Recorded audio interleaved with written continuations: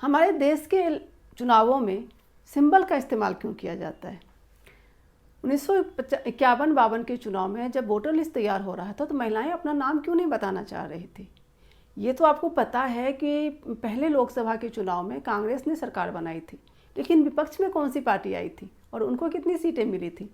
इन सारी बातों की जानकारी आज के इस वीडियो में दी जाएंगी और साथ ही पहले लोकसभा चुनाव से जुड़ी हुई कुछ दिलचस्प कहानियाँ भी आपको आज के इस वीडियो में बताया जाएगा। तो कहीं मत जाइए और अंत तक इस वीडियो में बने रहिए। तो चलिए वीडियो की शुरुआत करते हैं। 26 जनवरी 1950 को संविधान लागू हो गया और इस संविधान के तहत देश में एक लोकतांत्रिक सरकार का गठन किया जाना था और इसके लिए एक आम चुनाव का आयोजन जल्द से जल्द करवाना था। उस वक्त के अंतरिम सरकार के जो मुखिया थे पंडित जवाहरलाल नेहरू, वो चाहते थे कि जल्द से जल्द देश में चुनाव करवाया जा सके। और देश में पहली बार ऐसा, भारत के इतिहास में पहली बार ऐसा हो रहा था जब यहाँ की आम जनता अपने लिए अपने द्वारा अपनी सरकार का चुनाव करने जा रही थी। पूरे देश में एक उत्साह का माहौल था। पंडित नेहरू ने उस वक्त के सबसे एक्सपीरियंस्ड ICS अधिकारी सुकुमार सेन को बुलवाया और उन्हें केंद्र में स्थापित करते हुए चीफ इलेक्शन कमिश्नर बनवाया।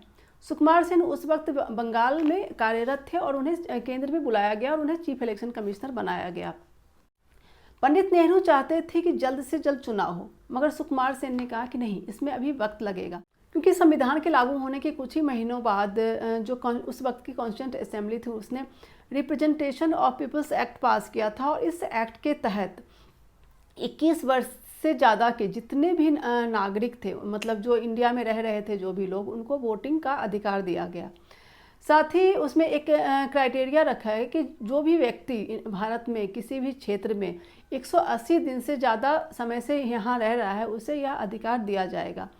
और इस प्रकार पहली बार ऐसा हो रहा था जब भारत की आम जनता को बिना किसी भेदभाव के, चाहे वो स्त्री है या पुरुष है, वो गरीब है अमीर है, किसी भी कास्ट का हो, किसी भी धर्म का हो, सबको बस एक ही क्राइटेरिया था कि वह 180 दिन से ज़्यादा समय से भारत में रह रहा हो और उसकी उम्र जो है वो 21 वर्ष से ज़्यादा हो।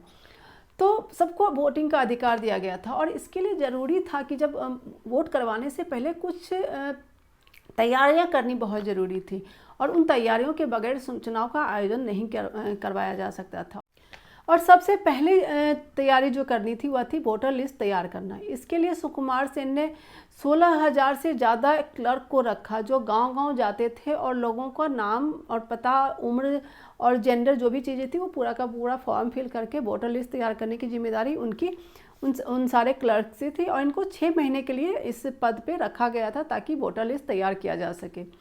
अब ये लोग जब भी गांव जाते थे या किसी भी इलाके में जाते थे और लोगों से बातें करते थे और उनसे ये सारी जानकारियां मांग रहे थे, तो पुरुषों ने तो आसानी से ये जानकारियां दे दी, लेकिन उस वक्त जो महिलाएं थी उन्होंने लगभग 28 लाख महिलाएं ऐसी थी जिन्होंने अपना नाम नहीं बताया, बल्कि खुद को या तो किसी की पत्नी के रूप में अपनी पहचान दर्ज करवाई, किसी की बेटी के रूप में अपनी पहचान दर्ज करवाई, किसी की बहन के रूप में अपनी पहचान दर्ज करवाई।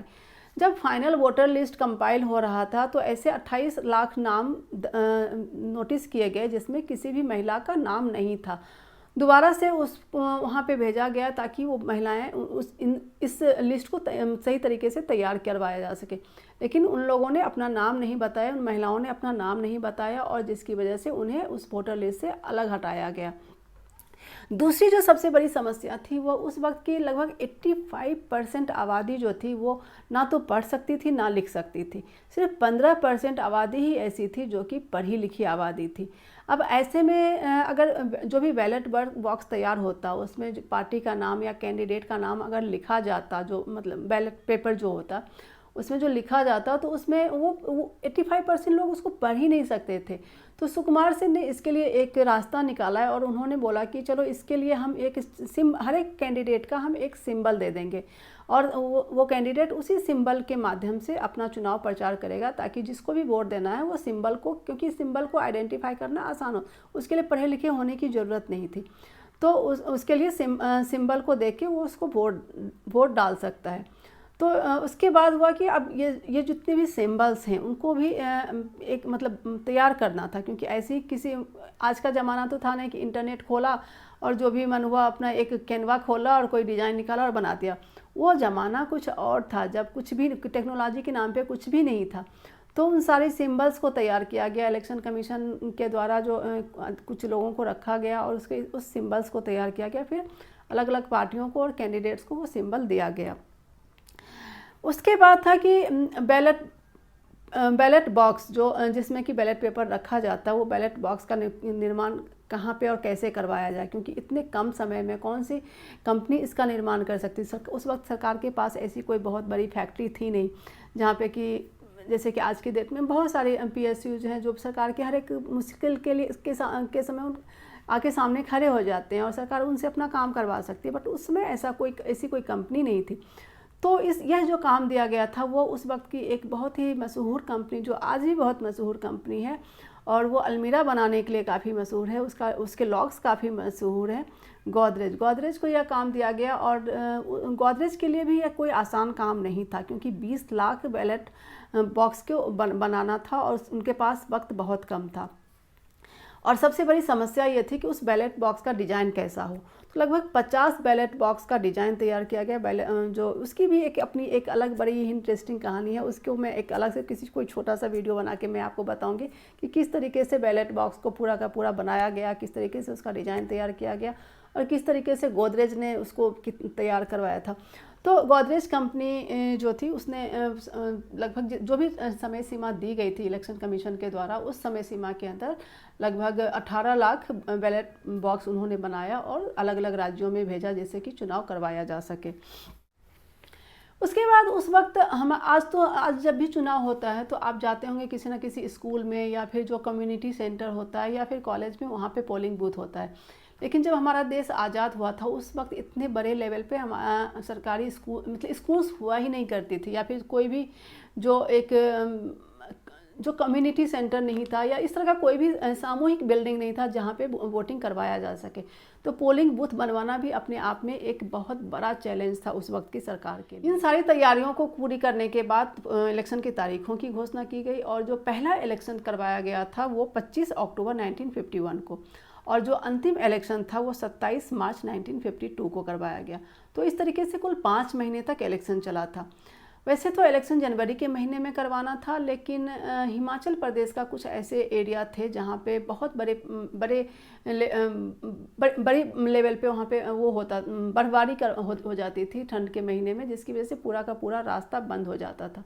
तो हिमाचल के कुछ कस्बों में जहाँ पे रास्ते ठंड के महीने में बंद हो जाते थे, वहाँ पे अक्टूबर के महीने में चुनाव करवा दिया गया और बाकी जगह जहाँ पे ज़्यादा परेशानियां नहीं थी उसके बाद वहाँ पे जनवरी और से मार्च के बीच में इलेक्शन करवाया गया था।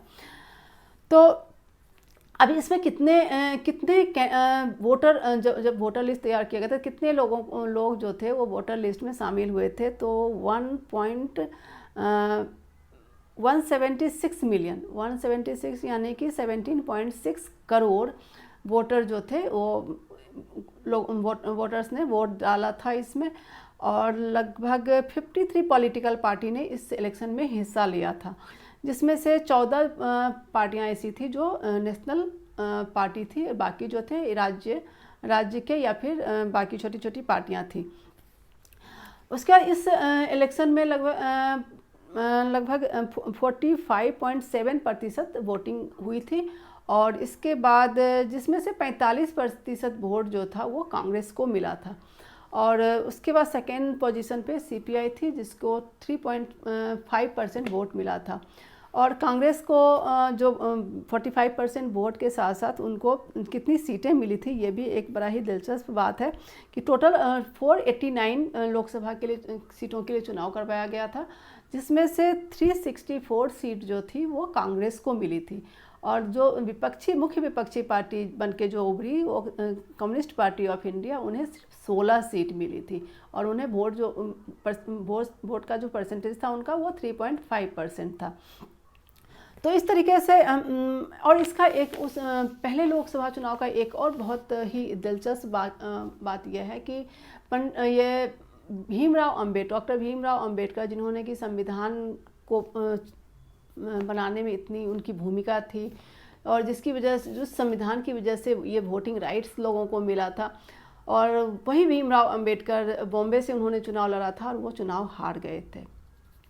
अब यहाँ पे आता है कि आज जब इलेक्शन कमीशन इलेक्शन करवाती है, तो आज के समय में जब इतना कुछ इतने अवेयर पब्लिक है, तब भी इलेक्शन कमीशन को काफ़ी कैंपेनिंग चलानी पड़ती है, जिससे कि लोग घरों से निकलकर वोट देने आए।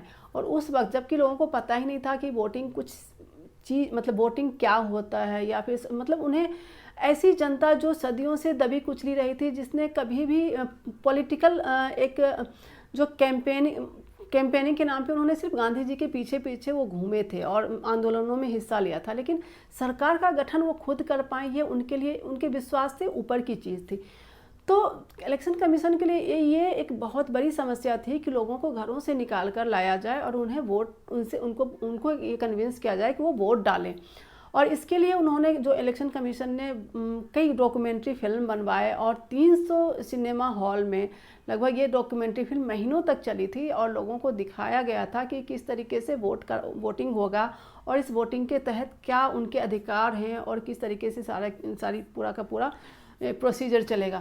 तो एक कैंप जो उनका अवेयरनेस प्रोग्राम था वो उस वक्त के सिनेमा हॉल में डॉक्यूमेंट्री फिल्म दिखाकर करवाया गया था। और साथ ही जो अधिकारी जो भी क्लर्क रखे गए थे या जो भी चुनाव को करवाने के लिए जो भी अधिकारी रखे गए थे, ऑब्वियसली वो लोग तो अपनी भूमिका निभा ही रहे थे।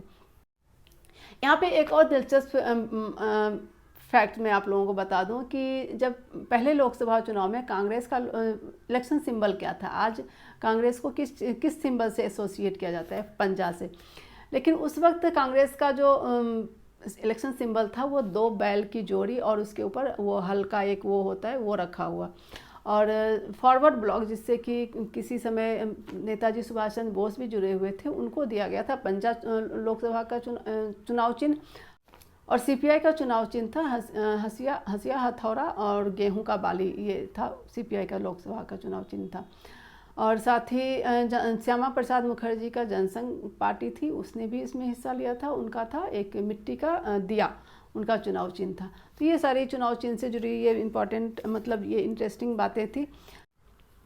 अब ये बात आती है कि उस वक्त के चुनाव में खर्चे कितने हुए थे। तो पर वोटर जो कॉस्टिंग थी वो 60 पैसे थी, जो कि 2019 में जो कॉस्टिंग थी वो लगभग 72 रुपीज़ पर वोटर कॉस्ट पड़ा था, और पहले चुनाव में 60 पैसे था वह कॉस्ट। तो आज के इस वीडियो में हमने जाना कि जो पहला लोकसभा चुनाव हुआ था वह लगभग 5 महीने तक चला था, अक्टूबर से लेकर मार्च महीने के बीच में चला था। इसमें लगभग 17 करोड़ लोगों ने हिस्सा लिया था। जो मिनिमम वोटिंग एज था वो 21 वर्ष था, और रिप्रेजेंटेशन ऑफ पीपल्स एक्ट के तहत इस इलेक्शन से जुड़ी पूरी जो नियमावली थी वो बनाई गई थी। इसमें 53 पार्टियों ने हिस्सा लिया था, जिसमें से 14 जो पार्टियां थी वो नेशनल पार्टी थी। इसमें कांग्रेस को सबसे ज़्यादा सीटें मिली थी और उनको सीटें मिली थी लगभग 364, और टोटल लोकसभा की सीट थी 489। दूसरी सबसे बड़ी पार्टी थी सीपीआई, जो कि जिसे विपक्ष का दर्जा मिला हुआ था।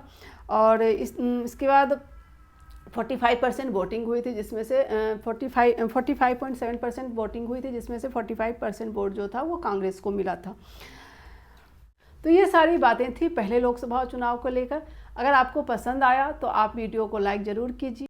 चुनावी चर्चा में मैं और भी आप लोगों से अच्छी जानकारियाँ शेयर करती रहूँगी, तो चैनल को ज़रूर सब्सक्राइब कीजिए।